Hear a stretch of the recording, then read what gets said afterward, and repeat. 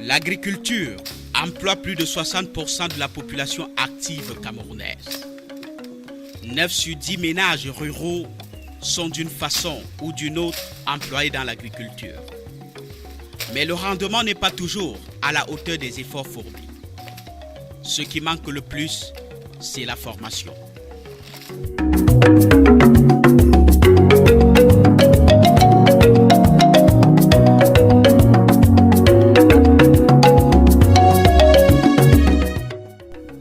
Se mettre à l'école de la culture du cacao, c'est tout le bien d'une vie qu'un jeune puisse s'offrir avec la conviction de l'utiliser plus facilement à bon escient. Ces dernières années au Cameroun, les écoles paysannes se sont développées un peu partout dans le pays dans le but de répondre aux besoins grandissants des jeunes. Le besoin de formation et de professionnalisation.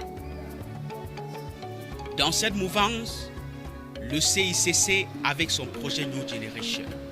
Chaque année depuis 2012, environ 200 jeunes sont admis dans le circuit de formation et prise en charge. Ce qui m'a lancé dans ce domaine, c'est d'abord que dans mon village, il n'y a pas les cacaoculteurs. Tout le monde néglige le cacao. On dit que c'est l'affaire des vieux, de nos ancêtres. Bon, quand j'ai vu la formation, ça m'a intéressée. Et par rapport à ce qu'on nous a appris à la formation, comment transformer le cacao, comment tu peux devenir, tu peux quitter dans la pauvreté avec le cacao. Donc c'est par rapport à ça qui m'a plu.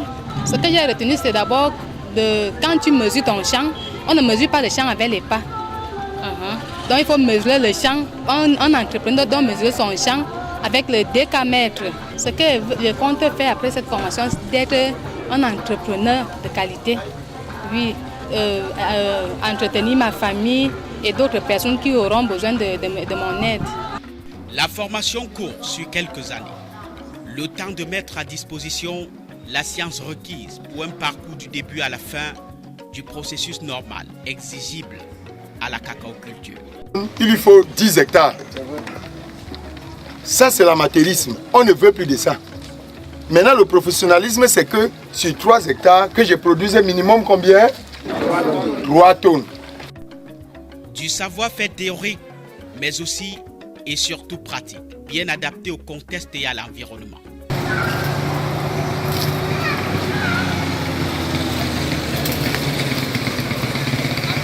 Si tous les producteurs aujourd'hui meurent, il n'y aura plus de cacao. Donc comment assurer la santé du producteur pendant les traitements pour qu'il ne soit jamais malade, du moins du fait des traitements?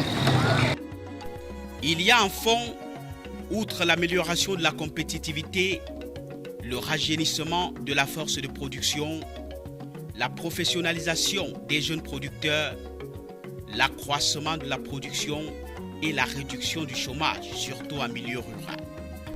Après avoir marché, erré un peu partout, à Douala, à Yaoundé et tous partout un peu plus ailleurs, eh bien, le travail étant difficile en ville, j'ai décidé de faire un retour au village. Voilà comment est-ce que j'ai eu cette opportunité de me lancer dans la cacaoculture. Nos parents ont commencé, il est bien vrai qu'ils ont travaillé d'une manière archaïque, mais nous voulons, moi je suis entré dans la cacaoculture pour améliorer et en plus c'est une façon de créer une entreprise. Parce qu'avec ça, tu peux, pour aussi montrer l'exemple que ce n'est pas seulement le fait d'être fonctionnaire qu'on peut devenir quelqu'un, qu'on devient un monsieur. Tu peux être cacaoculteur, tu deviens aussi un monsieur. Mécanicien de formation, j'ai beaucoup travaillé dans les entreprises, j'ai vu que ça ne donnait pas, je suis rentré au village. Je me suis lancé dans l'agriculture de manière profane. J'ai commencé à créer des petites plantations et j'ai vu franchement que je pouvais trouver mon compte en agriculture. Pendant la formation généralisée dans les écoles paysannes, le CICC apporte une formation complémentaire spécialisée dans la culture du cacao et du café. Il y a surtout ces voyages et rencontres d'études qui contribuent à l'élargissement des expériences des jeunes dans la filière cacao et café.